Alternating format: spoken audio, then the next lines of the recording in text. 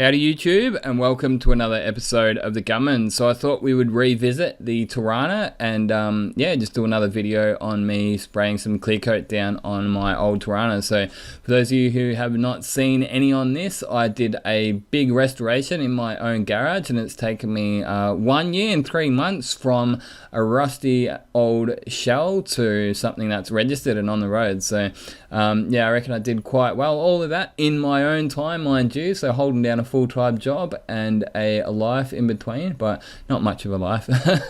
But there you go. So yeah, lots and lots of welding and cutting out of the rust, and I did it a little bit different than many other people would have, but I did it my own way, and the results are awesome.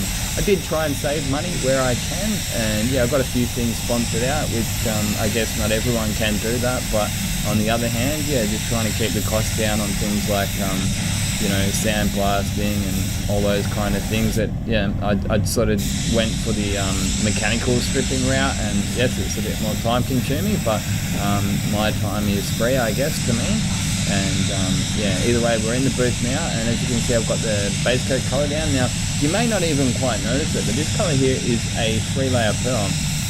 So I painted, what I did is I made sure I had white primer down, so that was actually the ground coat. Anywhere that I did have cut throughs, I put a little bit of white wet on wet primer just to sort of help with the coverage, because oranges are pretty well known for being poor at covering. Like if you went for a dark primer, it would drastically change the color out in the sun. So for those of you who are wondering the kind of color that I'm using, it is actually Standox solvent based. So I've got 5 litres of color and then 5 litres of the pearl as well, and I only just had enough. So that's 5 litres of color unthinned. So that goes 2 to 1. So it's like 7.5 litres mixed, and I just had enough.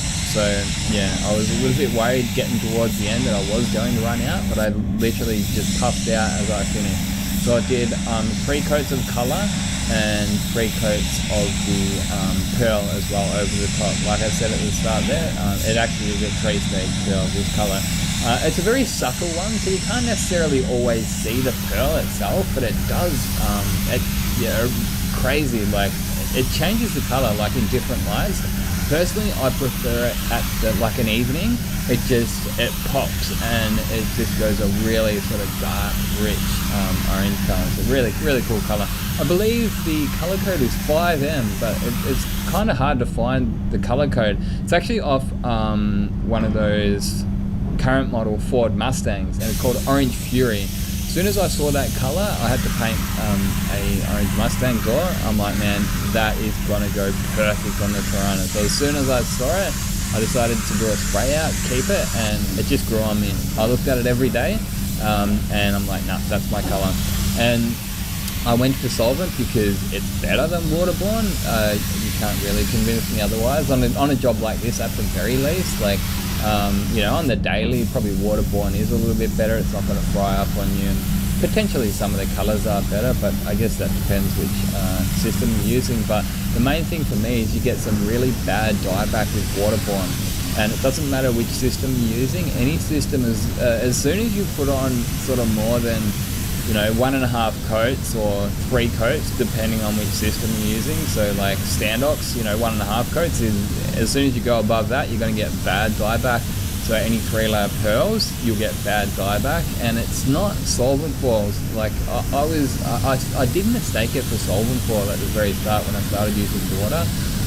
But after I'd used it for long enough, I noticed that it was just gradually, like a solvent ball would come up sort of straight after a bake, whereas it was just slowly getting worse. And what I realized what it was is it's that waterborne, as it dries, it just pulls the life out of the clear. So specifically on a car like this, being my own car, I don't want all that dieback, so I went for the solvent-based base coat. And you can definitely still get solvent, like pre-mixed colors, no dramas at all. So I would recommend solvent for most projects like this. And especially if there's anyone doing any spray painting at home, which I did a fair bit of painting of this at home. So I did most of this job at home, did all the repairs at home, priming, block work. I even sprayed all the door jambs at home. Waterborne is not going to be ideal for painting at home because it just takes too long to dry. But yeah, all that aside, the gun that I'm using is the DeVilbiss GTI Pro Lite with the T110 and a 1.2. So yeah, some may be surprised that, hey, why are you using that setup on this spray here, because it's a bit slow. And generally I wouldn't necessarily go for this setup, but because of the way that I was going about this job, I absolutely nailed the finish that I was looking for. And I'm not trying to claim that it's the best off the gun finish that I've ever had, because it's not. But for what I wanted, it was perfect, right? So I wanted a nice tight finish. I didn't want if you think about the orange peel or the finish, you know, the texture in the clear coat, you think about, like, zoom into that and think about each little mountain. You want them closest to each other but shallow. That's the key. You don't want them to be deep, right? So having them shallow is going to make you be able to block them out a lot faster, right? So if I was to go with a 1.3 or the TE20 air cap and have a thick clear coat, it would want to be a deeper orange peel, and that's going to take more and more blocking, and you may even have to go with a more aggressive sandpaper when you do go and block that orange peel out. So the way I blocked the orange peel out was 1200. I think I went 1200, 1500, 2000, 3000, 5000, and then I buffed it up from there. But again, if I was to say have that clear thicker, use the 1.3 and the TE20, potentially you'd have to hit it with 800, and really, like, that's going to be a nightmare getting all those deep scratches out. So yeah, look, it's kind of hard enough getting those 1200 sanding scratches out, because they're kind of pretty deep in and of themselves. But all of that aside, the clear coat that I'm using is the Quartz Crystal Clear. I know I always get heaps of questions about this clear. But so here in Australia, I get it sent down from the UK, but they can only make it worthwhile if they send a whole pallet down. And that's like minimum $3,000 just to get the pallet down. So yeah, unfortunately, there is no, paint retailer here in Australia who has decided that they want to bring it down.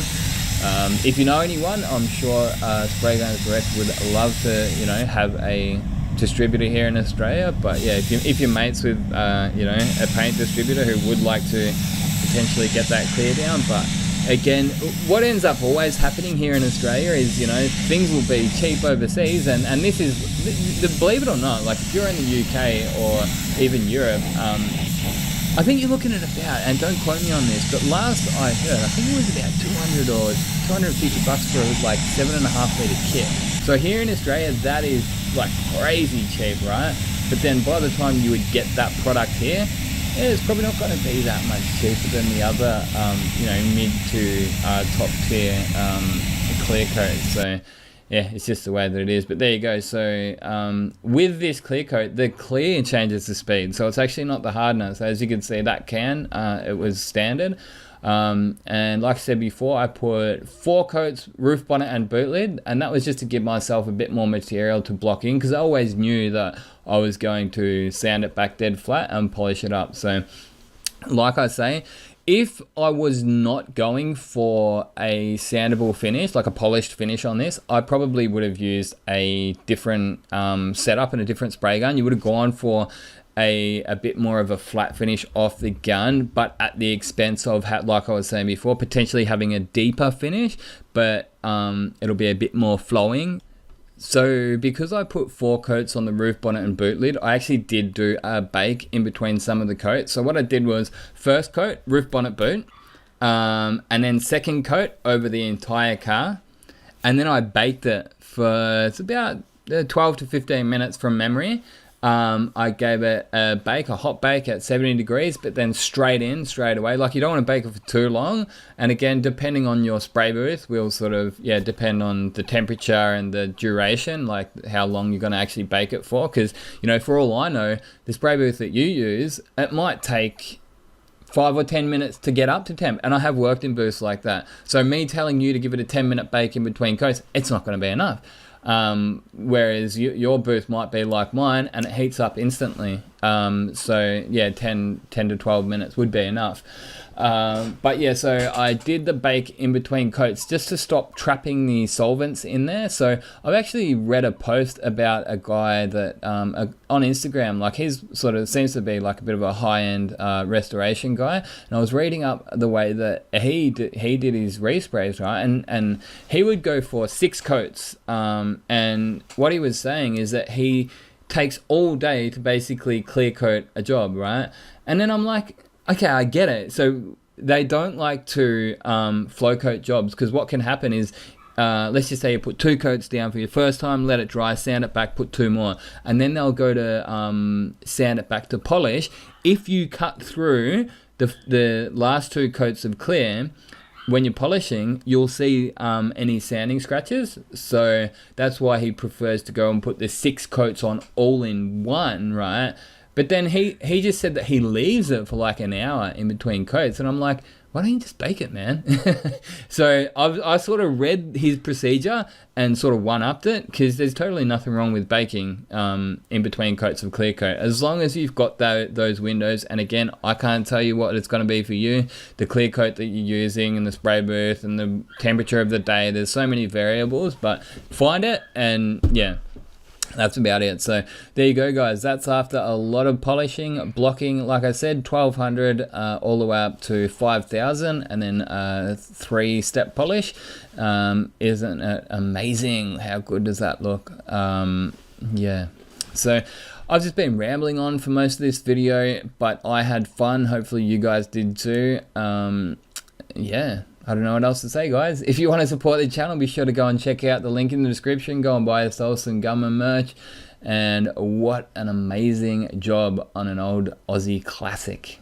Until next time, get out there and paint some shit. Coming out.